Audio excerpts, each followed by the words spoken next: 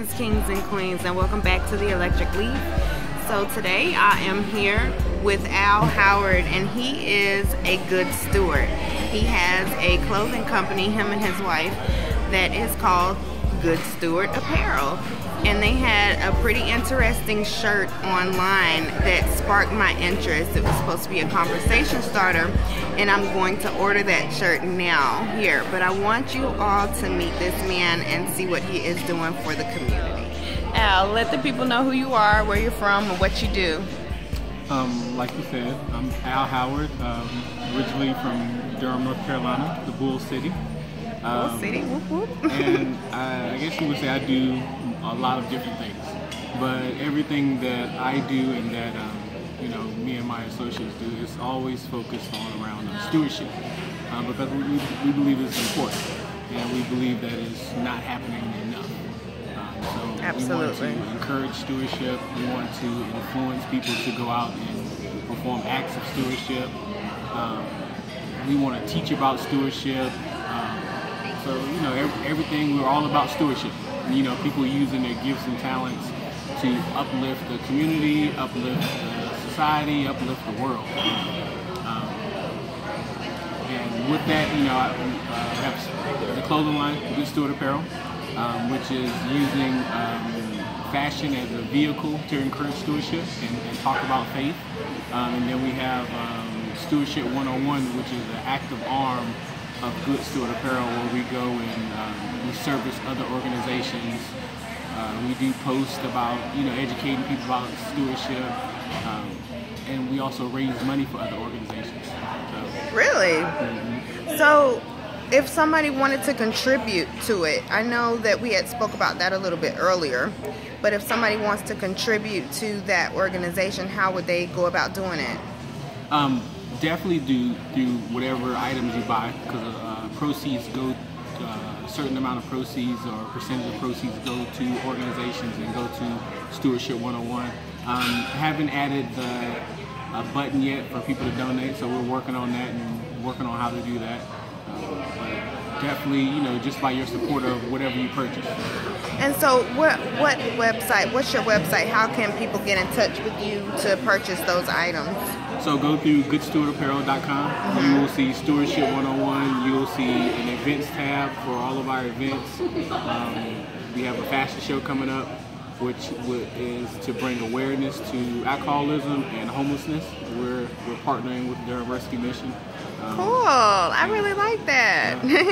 You know, whatever event we do, we try to collaborate. We try to encourage stewardship. You know, we have to ensure that we have a purpose for whatever we do.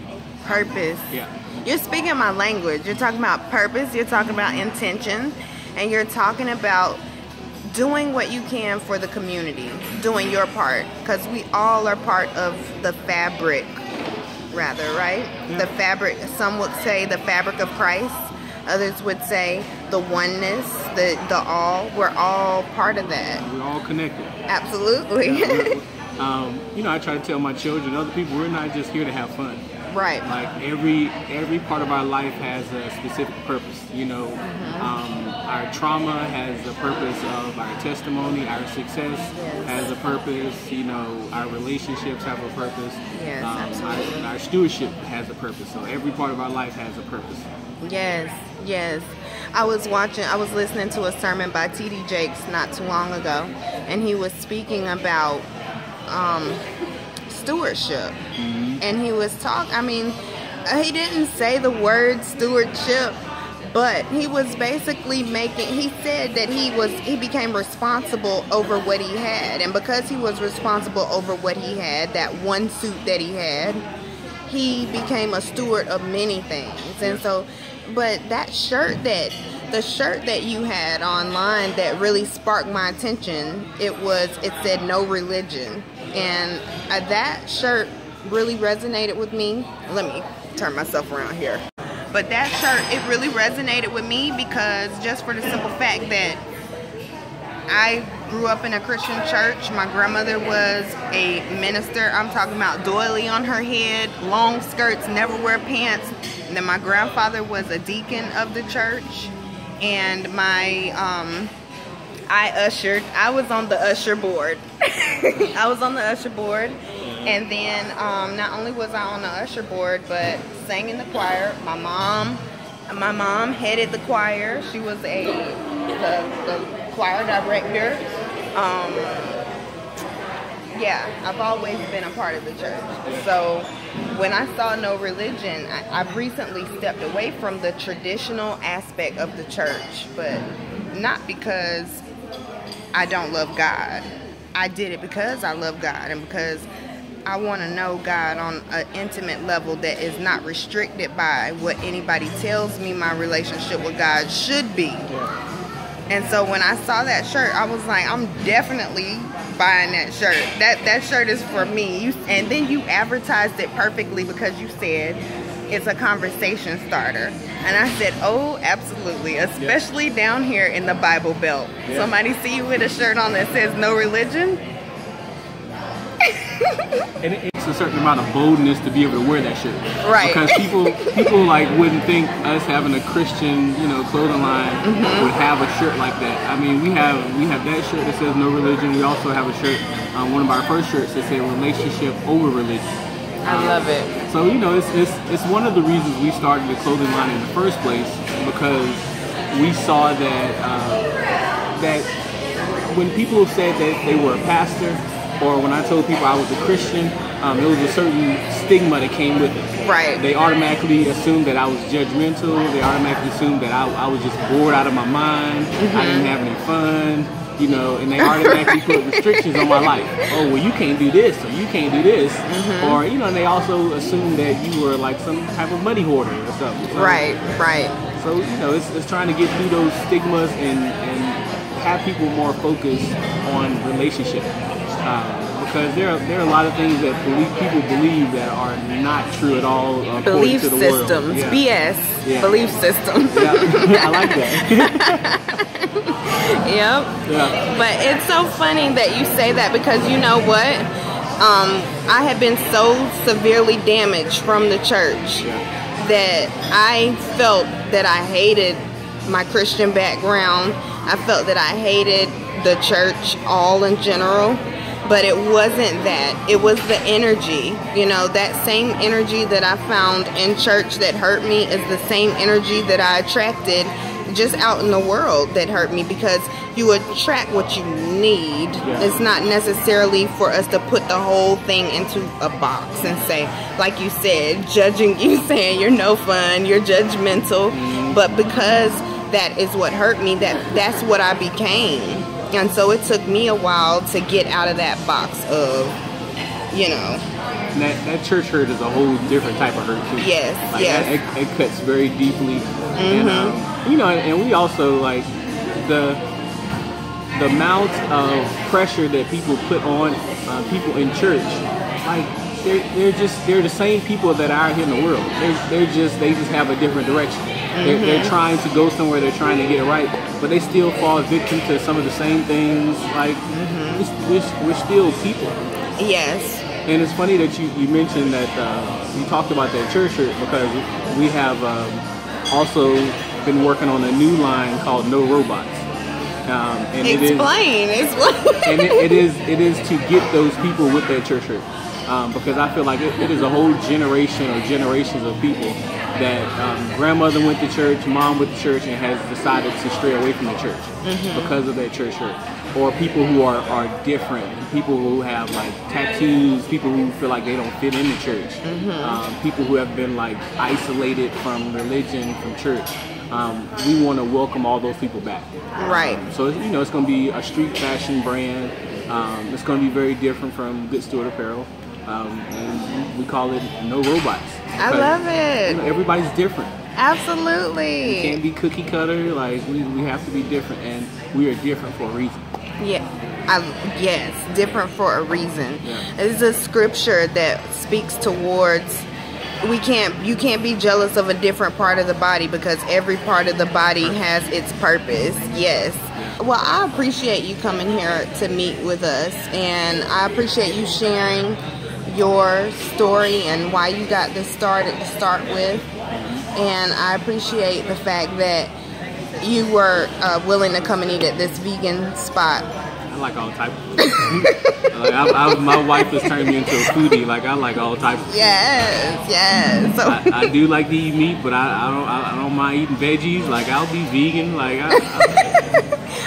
that's one of the things that you know, with how we feel about things. Like everybody want to be put in this box. Right. Like, just live. Just have fun. Like if people see me eating a piece of chicken tomorrow, goodness gracious, don't have a heart attack. Yeah, it's okay. Right. You gotta eat chicken or they're gonna outrun us. Right.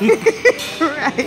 And tell about your wife, because I saw there was some Mary Kay, and I do love skincare, and Mary Kay has some really, really good skincare.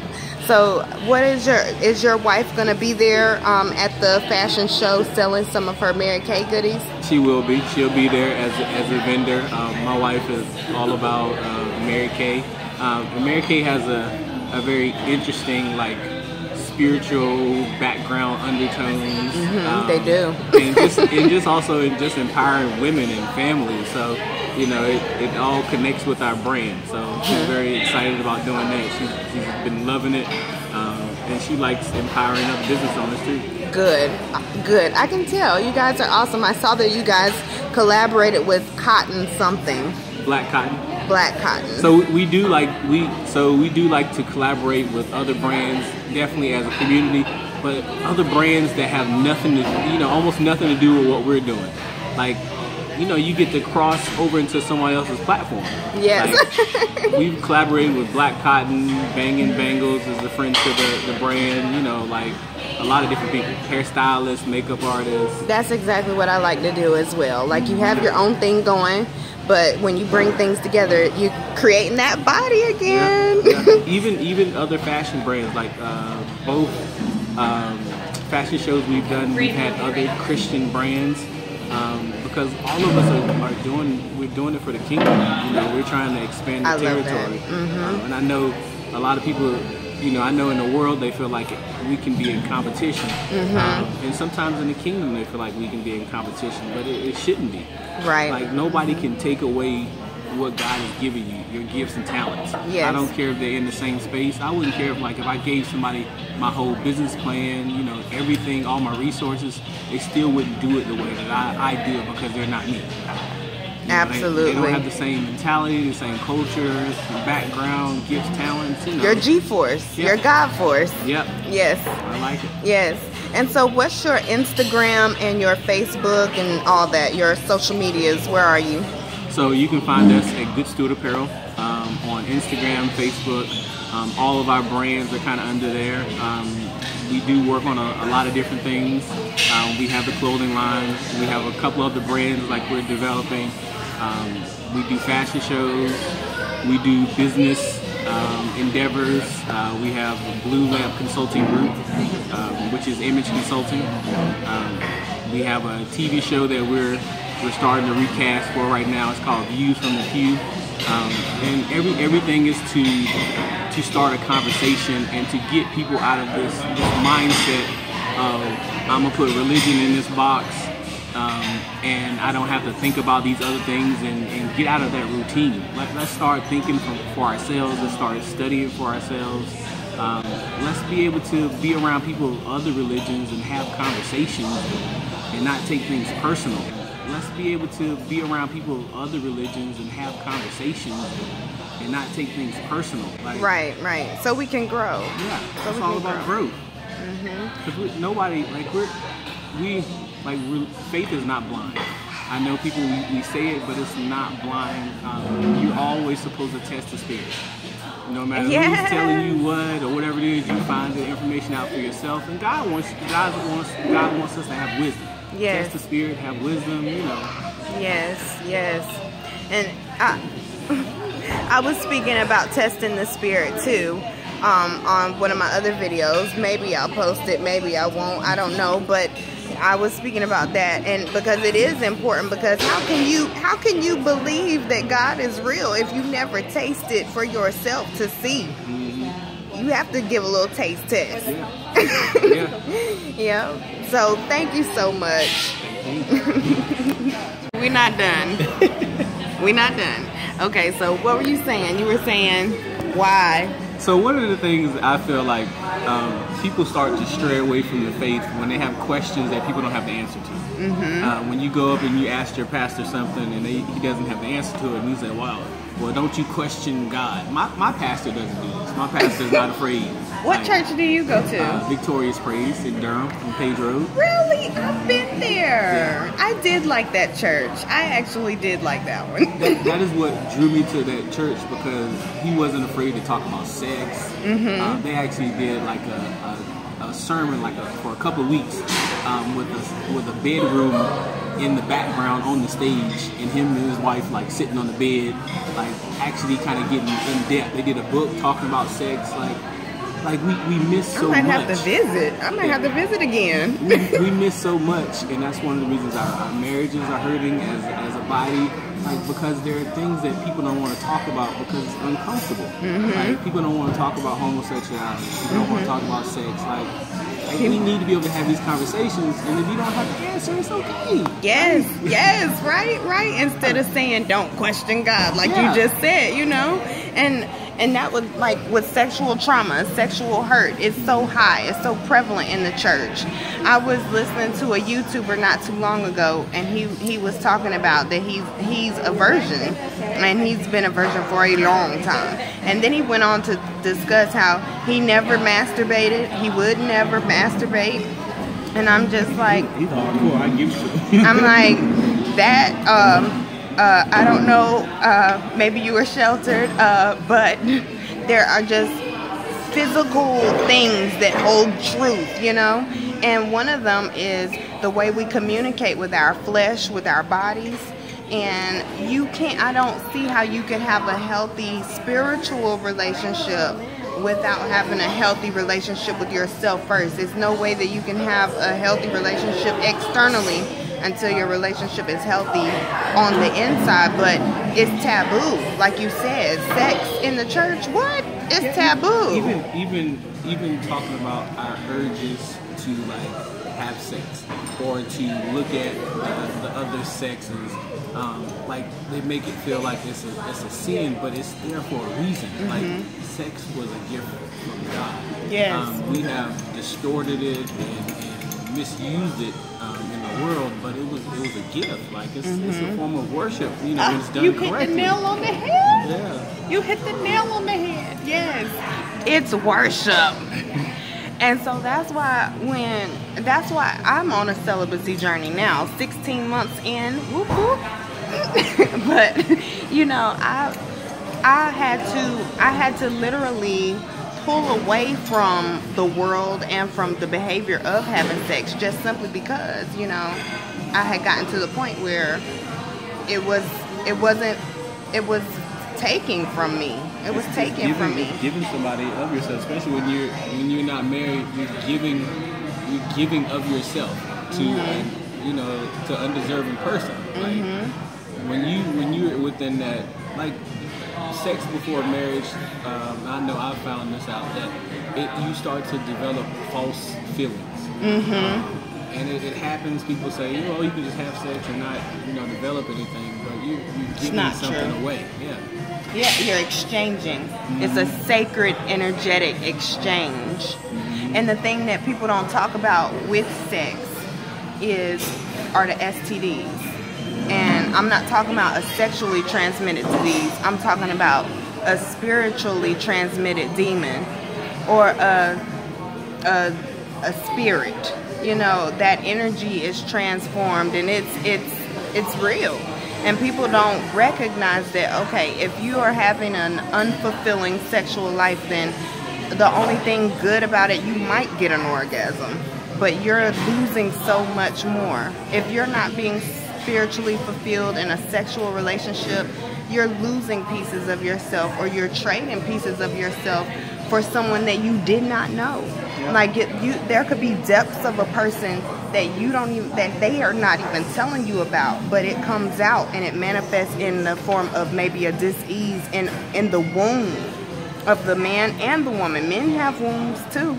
It's just they have the womb energy as well, but in a woman it's a little bit different, a little bit more expressive, a little bit more emotional. But that whole thing, and I'm glad that your pastor is changing that. I'm glad your pastor is talking about it, because we're going to lose our children if we don't.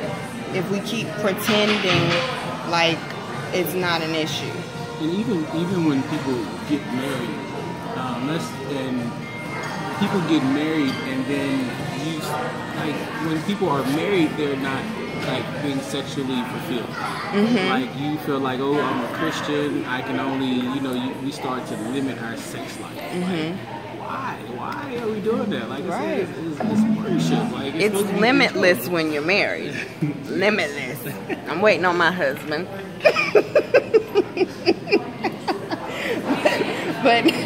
But and then that thing that you just said, we have the wrong idea about marriage too. We think that when you have a wedding and you sign the paper that you're married. No, the world says you're married, but you're not married until you're married in God, until you're equally yoked, energetically equally yoked. And you actually give yourself over to that person. Because a lot of times people get married and they never cleave to that person. You leave your mother and father, and sometimes that happens. Yeah, and you become one. So what are some tips for me and the rest of the people out here? Because like you said, I have been wounded by relationships, and I'm healing from that now, And being celibate is a huge part of healing from not only relationship hurt, but it's also even helping me to heal from some of the church hurt. So, but what's a tip? I wish your wife was here, because I want to hear the woman's point of view. But what's a tip for us? Definitely don't put too much pressure on yourself. Don't get bottled down by a lot of times people spend all this money and time on planning the wedding, but we don't plan the marriage. And the marriage is what is important. Or I see a lot of people that get married, and then their family are like, oh, when you gonna have kids? Right. The pressure. That's not what comes next. That develop that oneness. Like take your time, because that oneness is so important. Yes. Oh my goodness, yes. The oneness. I see a lot of people, and I have discussions with people about this. They're like, well, we've been together 7 years or 8 years. It's like being married. Like, no, it's marriage not. is like being married. Right. Because it's nothing like you being married. You can pray about your relationship. You can pray about your sex life, and God hears you. Yes. You can pray about those other things, but He may not hear you. And it's nothing like having that person. You automatically have that person that's in agreement. In agreement, the one, because you have to have. It's the mind that becomes one, and the sex is what is a ritual to seal the deal in blood, because that's really what it is. It's a blood ritual that that's how you bring forth life, new life. And not only just new life in the form of a baby, but new life, sex signifies a new life as one being, one entity, when you actually take on a husband or a wife. And I respect different cultures too. I respect the concept of, some people don't have to go down to the courthouse and sign a paper. I respect that. But there has to be some type of physical thing that says, our food is here. Yes. Sandwich there. And look at my food. This is day 16 all raw. So you've been doing 16 days all raw? Wow. I've been doing raw. But we're gonna eat. We'll get back to this. What'd you get? Let me show everybody what you got too. This is maybe my first time like all vegan. I'm excited about it. Like I said, I love veggies.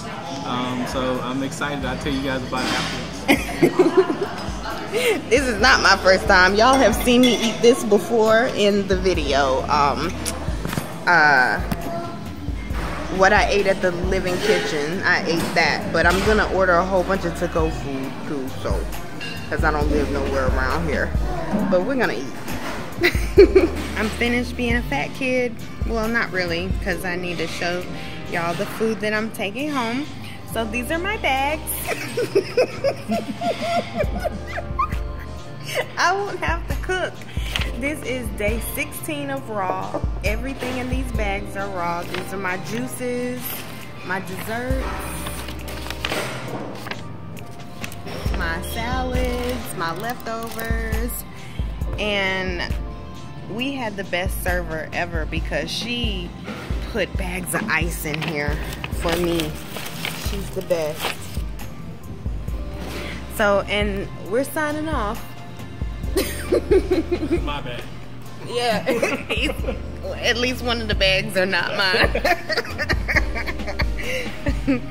But as always, I love you guys, and vibrate love and vibrate well.